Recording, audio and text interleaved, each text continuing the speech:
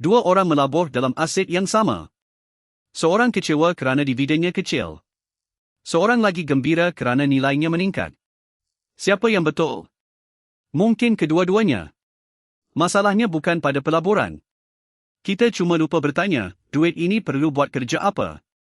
Amir dan Farid sama-sama melabur RM100,000. Amir perlukan pendapatan bulanan. Farid mahu membina kekayaan untuk 15 tahun. Modal sama, tugas berbeza. Jika Amir pilih aset pertumbuhan, nilainya mungkin naik. Tetapi cash flow hari ini tidak cukup. Aset berkembang, hidup tertekan. Jika Farid kejar dividen tinggi, pendapatan ada. Tetapi modal mungkin tumbuh lebih perlahan. Dividen sesuai bila duit perlu menghasilkan cash flow untuk persaraan, komitmen, atau pendapatan tambahan. Pertumbuhan pula mengutamakan nilai modal, keuntungan biasanya datang kemudian. Dividen bukan duit percuma. Sebahagian nilai keluar daripada aset. Lihat jumlah pulangan keseluruhan, bukan dividen sahaja.